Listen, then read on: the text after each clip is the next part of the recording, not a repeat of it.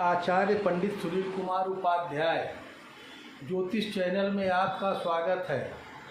आज हम लोग बात करते हैं क्या कुंडली में उत्तम चरित्र और दुष्चरित्र का योग बनता है, इसी पे चर्चा करते हैं। अब जैसे देखिए, ये कुंडली क्या ग्रहों के योग और संयोग वियोग से यह स्थितियां बनती है। जैसे देखिए, उत्तम चरित्र का योग अगर सप्तम भाव में गुरु हो तथा उस पर शुक्र व बुध की दृष्टि हो तो स्त्री पति बल्लभा एवं साध्वी होती है। और सप्तमेश शुक्र के साथ हो तथा दोनों पर गुरु की दृष्टि हो तो स्त्री पतिव्रता होती है। और इसी तरह से सप्तमेश गुरु के साथ हो तथा दोनों पर शुक्र की दृष्टि हो तो स्त्री पतिव्रता होती है। और इसी तरह से गुरु लग्न एकादश या तृतीय भाव में बैठकर सप्तम भाव को देखे तो स्त्री पतिव्रता होती है। और इसी तरह से देखिए, सप्तमेश केंद्र में हो, शुभ ग्रहों से युक्त अथवा दृष्ट हो तो स्त्री पति परायणा होती है।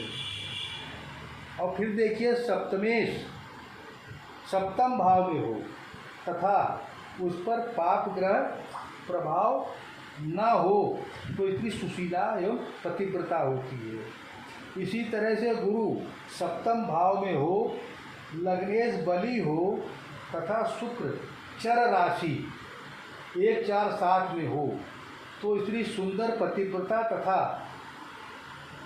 पति में ही आसक्त होती है। अब चर राशि का मतलब हो गया कि जैसे मेष राशि, कर्क राशि, तुला राशि,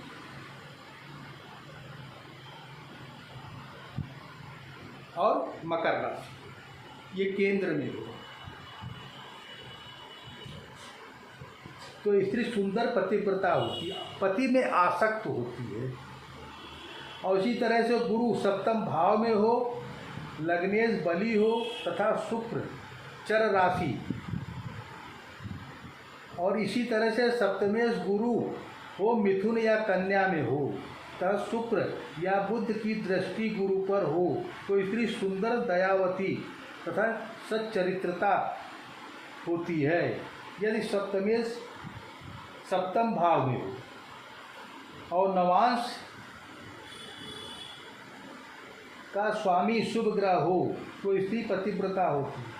यदि चंद्रमा से सप्तम भाव में शुभ ग्रह हो तो स्त्री सच्चरित्रता होती है। यदि लग्नेश या लग्न के नवांश का स्वामी शुभ ग्रह हो तो स्त्री चरित्रवान होती है। इसी तरह से देखिए, चतुर्थ भाव में शुभ ग्रह हो तो स्त्री सच्चरित्रता वाली होती है। यदि गुरु उच्च का या स्वराशि कर्क धनु या मीन का हो और त्रिकोण या केंद्र में हो तो स्त्री सुशील शील युक्त साध्वी सुपुत्रा धनी व गुणी होती है। तो ये तो देखिए सच्चरित्र वाला हो गया। अब दुष्चरित्र वाला भी सुन लीजिए। मंगल व शुक्र में राशि परिवर्तन हो, अर्थात मंगल वृषभ राशि पे हो या तुला राशि पे, और शुक्र मेष या वृश्चिक पे हो।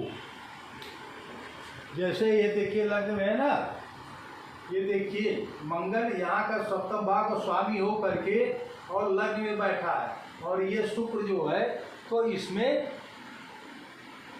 स्त्री दुष्चरित्रा होती है, मतलब ये फल घटित हो सकते हैं। तो इसी तरह से और दूसरे भी भाव घटते हैं।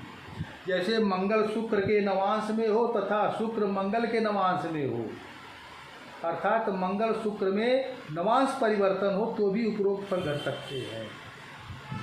उसी तरह सप्तम भाव में चंद्रमा शुक्र और मंगल की युति हो तो स्त्री पति की अनुज्ञा से पर पुरुष गामिनी भी हो सकती है। सप्तम भाव में चंद्रमा स्थित हो तथा वह मंगल या शनि के नवांश में हो तो भी स्त्री अपने पति की सहमति से परपुरुष गामिनी हो सकती है।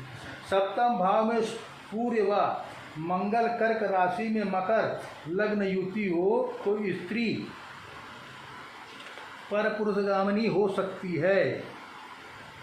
और शुक्र और चंद्र की युति मेष या वृश्चिक राशि में हो तो स्त्री पति से शत्रुता रखती है। और इसी तरह सप्तम भाव में राहु या केतु हो, सप्तम भाव पर पाप ग्रहों की दृष्टि हो तथा सप्तमेश पाप ग्रहों के साथ हो तो स्त्री व्यभिचारिणी होती है। तो सप्तम भाव का मतलब देखिए, यहाँ पे ये राहु केतु तो दुश्चरित्रता के लक्षण घटित हो सकते हैं। इसी तरह से और भी लक्षण बताते हैं। यदि शुक्र व शनि में राशि परिवर्तन हो तो स्त्री व्यभिचारिणी हो सकती है। यदि शनि शुक्र के नवांश में हो तथा शुक्र शनि के नवांश में हो तो भी स्त्री दूसरी स्त्री के सहायता से अप्राकृतिक ढंग से अपनी काम पिपासा शांत करती है। देखिए, जैसे शनि के नवांश में, नवांश कुंडली में शनि शुक्र के राशि पे हो, शुक्र शनि के राशि पे हो तो सकता है कि दुष्चरित्र, ये देखिए ऐसा ये पुरुष हो या स्त्री दोनों की कुंडली में घटित हो सकता है। ये नहीं कहा जा सकता है कि नहीं, आदमी भी हो सकता है और औरत। ये दुष्चरित्रता का योग है। और ये तभी हमने कहा राशि और ग्रहों के योग वियोग से इस तरह के फल घटित हो सकते हैं। और भी देखिए, हम बताते हैं अभी, यदि शुक्र व शनि पारस्परिक दृष्टि संबंध हो तो भी उपरोक्त फल घटित हो सकता है। वृष अथवा तुला राशि लग्न में हो तथा उससे कुंभ का नवांश हो तो भी उपरोक्त फल घटित हो सकता है। मंगल अथवा शनि की राशियों में मेष, वृश्चिक, मकर या कुंभ लग्न में हो, शुक्र और चंद्रमा स्थित हो तथा उन पर पाप ग्रहों की दृष्टि हो तो स्त्री व उसकी माता दोनों ही चरित्रहीन होती हैं। पाप ग्रह के साथ मंगल लग्न चतुर्थ, सप्तम, अष्टम तथा द्वादश भाव में हो तो स्त्री अन्य पुरुष के साथ यौन संबंध रखती है। शुक्र के से सप्तम भाव सूर्य व मंगल हो तो स्त्री अत्यंत गुप्त रूप से पर पुरुष गामिनी होती है।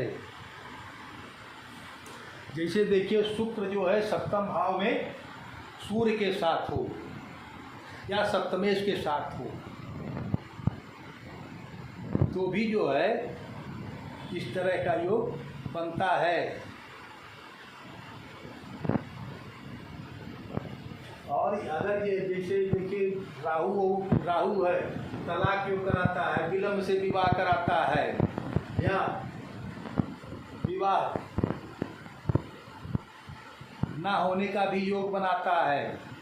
इस तरह से बहुत से कुंडली में योग बनते हैं। और उस पर ये होता है कि उसकी सभी कुंडली में गुरु की स्थितियों को देखा जाता है। और भी बताते हैं, लग्न चंद्र व लग्नेश तीनों ही चर राशि में 1, 4, 7, 10 में हो तथा पाप पीड़ित हो तो ऐसी स्त्री विवाह से पूर्व अनेक पुरुषों के साथ समागम करती है। स्त्री की कुंडली में लग्न विषम राशि में हो, पुरुष ग्रह सूर्य, मंगल, गुरु बलि हो, स्त्री ग्रह चंद्र, शुक्र व बुध निर्बल हो तो ऐसी स्त्री बहुपुरुष गामिनी वेश्यातुल्य होती है।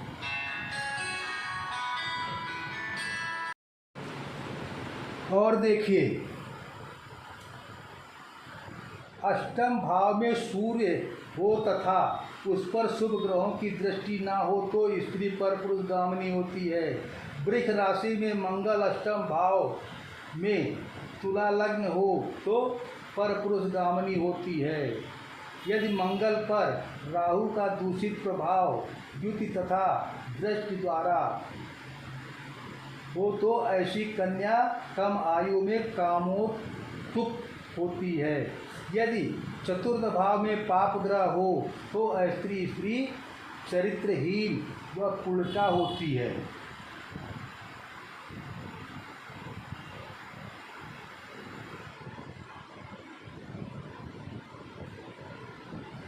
अब देखिए जैसा बता रहा है, मतलब कि अगर मंगल पर राहु की दृष्टि हो और सप्तम से संबंध करता हो तो बहुत कम उम्र में ही कन्या जो है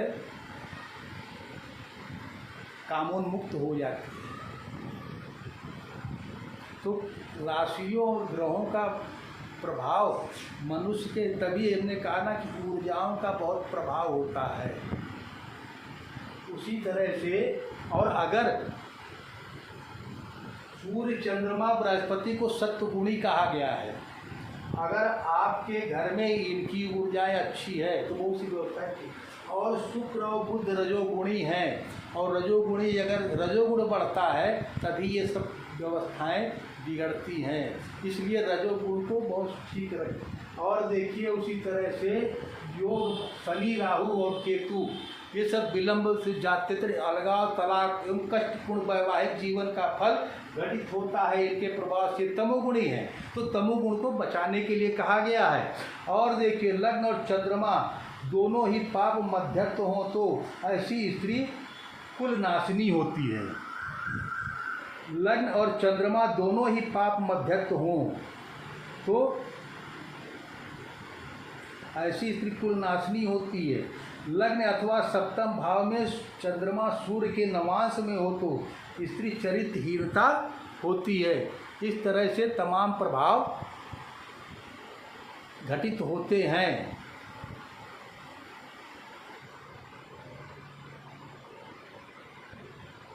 चलिए अब दूसरे वीडियो में मिलेंगे।